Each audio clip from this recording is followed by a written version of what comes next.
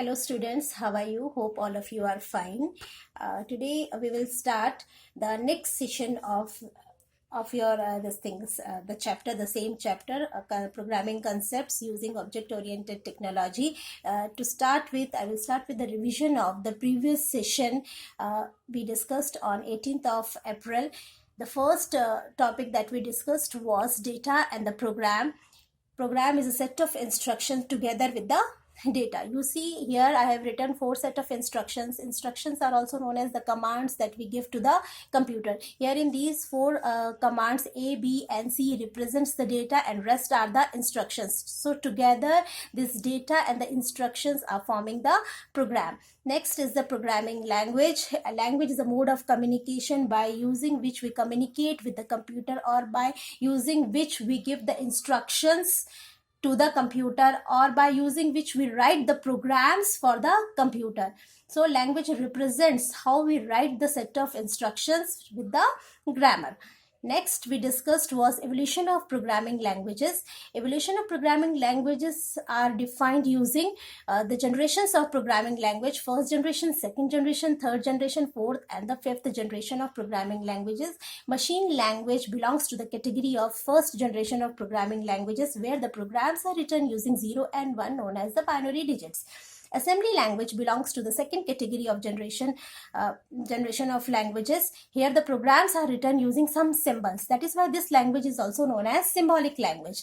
Third generation of programming languages refers to the programming languages where the programs are written using some English-like language, and this type of programming languages are also known as high-level programming languages. C, C++, Java falls in the category of high-level programming languages. Next is fourth generation of programming languages. Here, instead of writing how it will do, it specifies what is required from the system.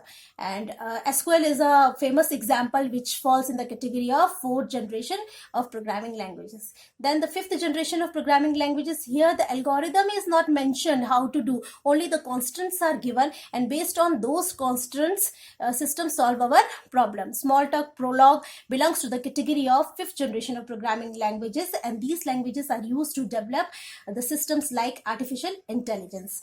Then we discussed programming paradigm. Paradigm refers to the style in which the programs are written. There are basically 2 styles or 2 paradigms, like it is shown as it is shown: procedure oriented and object oriented. In procedure oriented, the whole program is break down into small parts known as procedure, and this process is continuously we do this process till we reach to a part where the further division is not possible. At that point, that individual parts are solved independently, and then the results are combined together to get the final answer. So this is the way how the procedure oriented programming is done. Here it is written: in procedure or function, here the procedure or function share global data. There is a concept, we discussed the concept of global data and the local data in the last session. The data which is present inside the function or the procedure is known as local data, and the data which is present outside the procedures and which can be shared by all the procedures or the functions are known as the global data. It is difficult to maintain the rightfulness of the global data, and that is the main drawback of this procedure oriented programming style. Next is object oriented programming paradigm. Here there are the 4 features. The most important, these 4 features are there. Any programming language which follows these 4 features can be considered as our object oriented programming languages.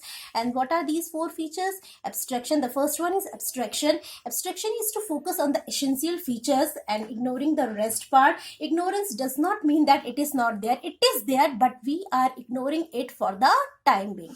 Next is the encapsulation. Encapsulation is to bind or is to collect the data and methods together in a capsule, and that capsule is known as class. The next feature is inheritance. Deriving a new class from the previous class is known as inheritance. And the next is polymorphism. This we are supposed to discuss today.